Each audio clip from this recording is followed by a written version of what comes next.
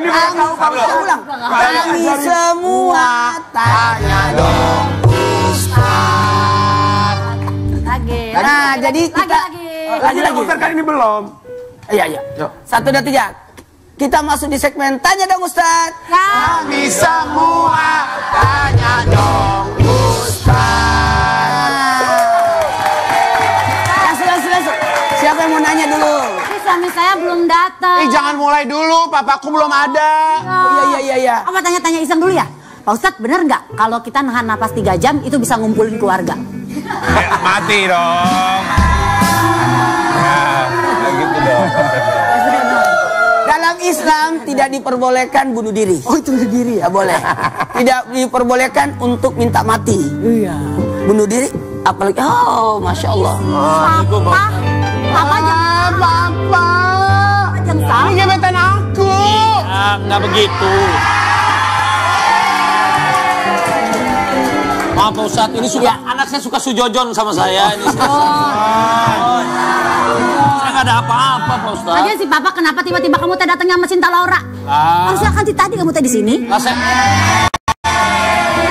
Sekarang mah mendingan si Cinta Laura, kemarin cinta ibu-ibu, salah juga. Salah terus. Ada Pak Ustadz nih, Ya, Papa sama Cinta tuh mau nanya apa? Mumpung ada Kita Pak mau nanya Ustadz. sama. Ya, dari tadi ngobrol mungkin ya, nanya. Apa? Aduh, banyak banget pertanyaan aku buat Ustadz. Nah, kebetulan baru kemarin aku sempat ngobrol-ngobrol sama akademisi Islam. Mungkin dari beliau, aku diajarkan bahwa katanya ada salah satu khutbah terakhir Nabi Muhammad yang katanya itu namanya khutbah wadah kalau nggak salah. Katanya banyak poin-poin penting sekali tentang agama kita yang tertulis dalam situ. Salah satunya tentang derajat perempuan yang dikatakan setara dengan laki-laki. Makanya aku kan seperti Ustaz tahu sangat independen kan. Jadi aku pernah tanya sama akademisi tersebut, kalau perempuan mau menuntut ilmu boleh nggak sih? Terus dia bilang jawab dengan dalil Aisyah. Karena Aisyah itu salah satu istri Nabi Muhammad yang katanya sangat pintar, yang hafal banyak sekali hadis sehingga tanpa dia mungkin kita nggak akan mengerti semua kata-kata Nabi Muhammad. Terus ada juga yang aku bertanya, boleh nggak sih perempuan bekerja? Katanya sebutlah dahlil Khadijah karena dia adalah seorang pekerja keras. Bahkan Nabi Muhammad pernah bekerja kepada beliau. Makanya katanya kalau laki-laki pun bekerja, untuk perempuan itu tidak masalah. Tapi kan mungkin masyarakat belum tahu dalil-dalil ini ya. Jadi aku mau tahu, ada nggak sih sebenarnya batasan dalam menuntut ilmu atau bekerja bagi perempuan? Karena kalau dari sisi akademis itu yang aku pelajari, tapi mungkin ya semua orang punya opini masing-masing. Dalam Islam, wanita itu bisa jadi mulia. Kemuliaan wanita itu karena menjadi ibu. Tapi tunggu dulu, ada wanita yang berkarir. Bahkan ada Ratu Balkis. Ada Ratu Balkis, sosok wanita yang hebat. Bahkan kita bisa belajar dari sosok wanita-wanita yang mulia. Sehingga ada 4 wanita mulia di surga malah, menjadi wanita pemimpin di surga. Ratu Asia, Siti Maryam, Siti Hadijah, Siti Fatimah. Jadi wanita itu bisa jadi mulia. Bahkan wanita karir itu bagus karena tidak berharap bergantung kepada suami. Batasannya gimana? Sepanjang batasannya dapat ridho dari orang tua, dalam hal ini ayah. Karena ayah adalah ar-rijalu qawwamuna 'alan nisa. Bahkan suami. Jadi 2 harus dapat ridho. Ridho dari ayah dan ridho dari suami. Dalam Al-Quran disebutkan wa may ya'mal minas solihati min dzakarin aw untha wa huwa mu'min fa ulaika yadkhuluna jannata wa la yuzlamuna naqira. Cukuplah ayat ini yang menyatakan bahwa kesetaraan tentang laki-laki dan perempuan. Barang siapa yang mengerjakan sesuatu yang baik, baik dia laki-laki beriman ataupun perempuan beriman, maka mereka masuk surga. Seandainya Islam tidak memandang kesetaraan laki-laki dan wanita, maka ada perbedaan amal di sini. Tapi dalam ayat ini tidak menyebutkan. Yang penting siapa yang beriman dan beramal soleh, baik dia laki-laki ataupun perempuan, maka dia akan masuk ke dalam surganya Allah Subhanahu Wa Taala. Entah dia laki-laki ataupun dia perempuan. Kalau kita melihat perempuan dalam Islam, tadi disebutin 2 orang, ada Aisyah, ada Khadijah. Kalau perempuan terbaik kalau dari segi ilmu adalah Aisyah. Kalau perempuan terbaik dari segi perjuangan untuk Islam, Ibunda Khadijah. Perempuan terbaik dari segi nama ada Maryam, karena dia adalah seorang wanita yang disebut namanya dalam Al-Quran. Perempuan terbaik karena kesabarannya ada Ratu Asia, istri Fir'aun. Perempuan-perempuan yang lainnya masih banyak lagi disebutkan dalam Islam, dan itu sama sekali menunjukkan bahwasanya Islam itu menghargai kesetaraan wanita, tapi bukan berarti derajatnya sama dalam ibadah. Beda. Laki-laki tidak wajib pakai hijab, perempuan diperintahkan akan hal tersebut. Ada auratnya laki-laki, ada aurat perempuan.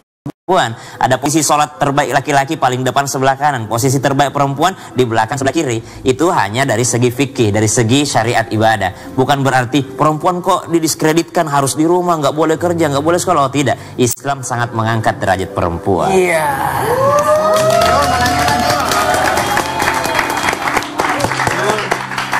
Emang bener kalau di agama Islam adik atau yang lebih muda itu harus berbakti sama yang lebih tua. Harus nurut. Aku kan nurut, kayak disuruh A, nurut. Jadi gini. Aku mau tahu batasan berbaktinya di mana. Wow. Ini kayaknya dari pengalaman pribadi ya. Masa disuruh. Jadi gini, kalau saudara ya, Masya Allah tabarakallah, persaudaraan dalam Islam itu sangat dijaga. Karena kenapa? Rezeki akan tertutup jikalau putus silaturahmi. Apalagi persaudaraan, tidak boleh. Jadi gini, ukurannya gini, seumuran menghargai, yang lebih tua dihormati, yang lebih muda disayangi. Hormati, hargai, sayangi. 1, 2, 3. Hargai, sayangi. 1, 2, 3. Sayangi. Sudah. Jadi bagaimana sosok adik itu menghormati dan menghargai kakaknya, dan sementara kakak menyayangi adik-adiknya. Karena ketika tidak ada kasih sayang, ini putus bahaya. Memutuskan silaturahmi itu ditolak ibadahnya. Ustadz, kalau lagi aku tanya boleh ya Pak Ustadz? Ya, boleh. Kalau lagi puasa kan kalau makan kan nggak boleh ya? Ya. Tapi kalau makan teman boleh nggak sih Pak Ustadz? Hati-hati. Dalil yang kita gunakan adalah tidak boleh menyakiti, melukai, dan mengambil hak. Makan teman termasuk menyakiti berarti ya Pak? Menyakiti. Kalau kita lagi wudhu, terus pas lagi wudhu nggak sengaja ketelan keran, itu batal nggak? Ketelan air dong Mam. Kerannya. Ketelan keran. Airnya dong. Air. Yang batal. Jadi gini aja, mungkin dijodokin sama temennya. Jadi dia telan Oh kerannya. iya, sengaja. Itu pernah ada kejadian waktu itu di Pengalaman. Hengki Keran namanya dia waktu itu. Nasar, kita siap-siapin buka dulu yuk. Enggak, ente doang, aneh enggak. Ada nama lu juga. Oh ada, oh oke. Puasa aja.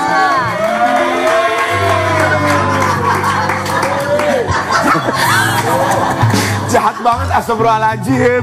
Jadi alhamdulillahirrahmanirrahim, buat kita semua, Masya Allah tabarakallah, sikapi segala sesuatu dengan hal yang baik.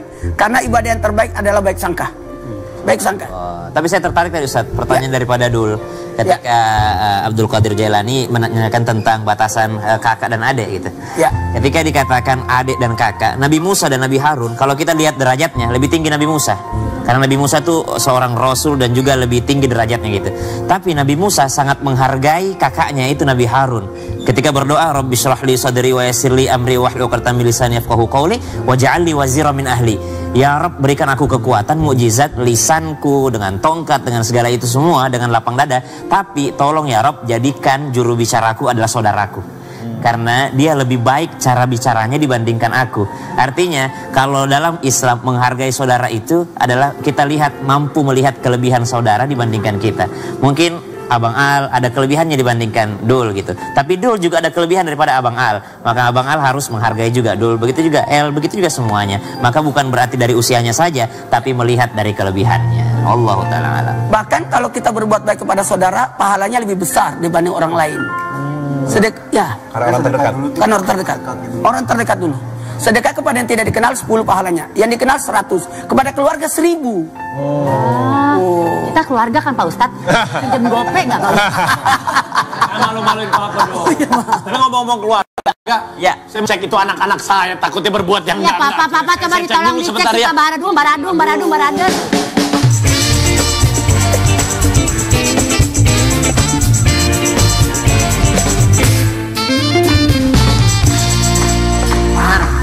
Emang boleh. Lu tanya dulu.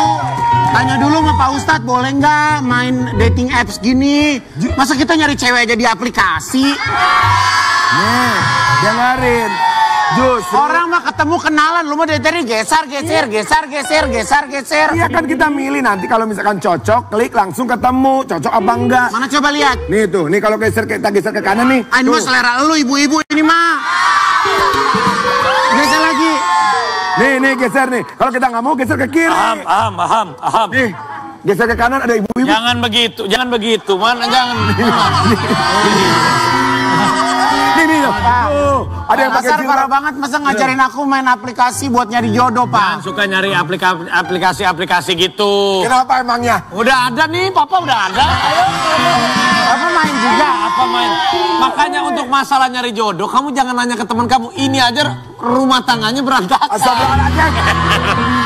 Kasusnya udah. Ya juga sih. Nanti kamu belajar. Yang paling penting laki-laki itu bertanggung jawab. Betul. Ya, jadi kamu nanti kamu yang nanggung, istri yang jawab, gitu aja. Jadi kamu nggak usah pusing-pusing ya. Ya udah, Pak, duluan ya. Mau kemana? Mau main aplikasi lah. Aduh, ini bener-bener deh.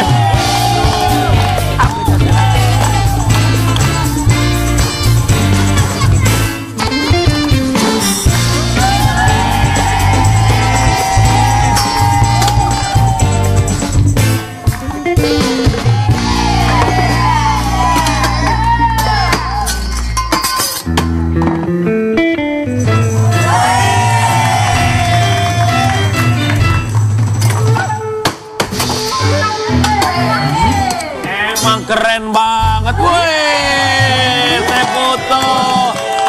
Setiap hari nih di acara ini di rukonya CDA, tiap hari ada terus atraksi keren banget. Ya, Teh. Alhamdulillah. Nah, bantuin saya nih, saya akan bikin takjil. Siap?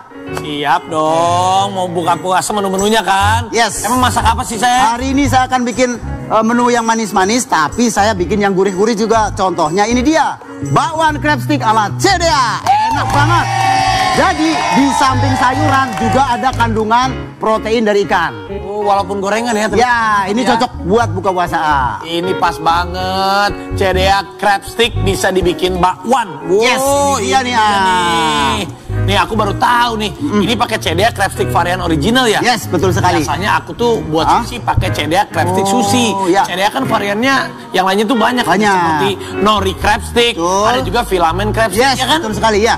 Baru tahu ya kalau Iya. dari crab stick ini bisa dikreasikan dengan menu-menu. Nah, contohnya ini saya bikin kreasi menu masakan Indonesia dimix dengan CDA crab stick.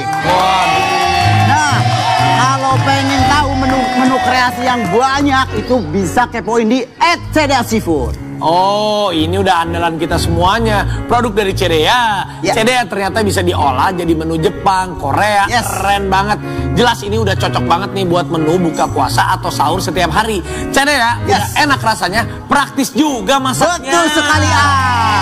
Nah, kalau Arafi nggak pengen kehabisan harus stok yang banyak di kulkas. Iya dong. Nah, ini Ya. kita akan bagi-bagi THR nih dari CDA. Wah, udah siap nih. Ada 5 orang. 5 orang pemenang. CDA kita akan bagi-bagi. THR udah siap ya yang di repost di sosial media. Betul sekali, CDA Seafood kemarin. Oke, nih ada di bawah ini nih. Betul. Selamat buat para pemenang, masing-masing mendapatkan uang Rp400.000. Jangan lupa dipotong pajak. Ya. Nah, kalau teman-teman mau hadiah juga, langsung aja cek Instagramnya di @transtv_corp. Yes. Juga Instagramnya dan TikTok @CDA Seafood untuk info cara dapetin THR CDA Senilai Rp2 juta untuk 5 orang pemenang. CDA crab stick tasty and good quality. CDA ikan olahan bermutu. Lezat, enak dan praktis. Bernutrisi sehat pilihan kita. Rasanya menggugah selera, masaknya cepat, mudah disajikan. CDA hidangan praktis dari ikan olahan bermutu. Seafood pilihan kita. Aku suka CDA.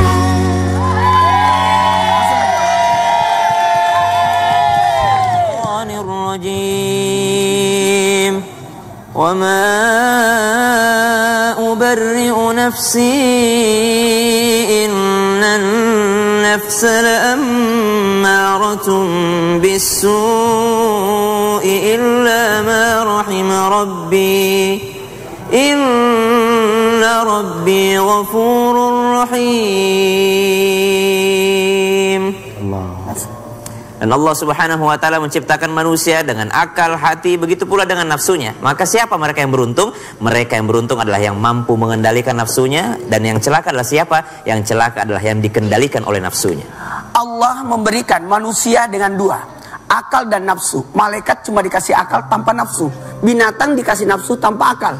Dan inilah kelebihan manusia, memiliki nafsu tapi mampu mengendalikan. Siapa yang lebih mendahulukan akalnya, maka dia akan mulia, lebih mulia daripada malaikat. Dan siapa yang dikendalikan oleh nafsunya, maka dia lebih hina daripada binatang itu sendiri. Makanya belajar di bulan Ramadan ini kita mengendalikan nafsu supaya apa? Mendapatkan kemuliaan. Kemuliaan menjadi manusia yang makhluk makan, makhluk tidur, tapi mampu mengendalikan. Semoga kita mendapatkan keberkahan di bulan penuh berkah ini, yakni Ramadan berpuasa. Insya Allah.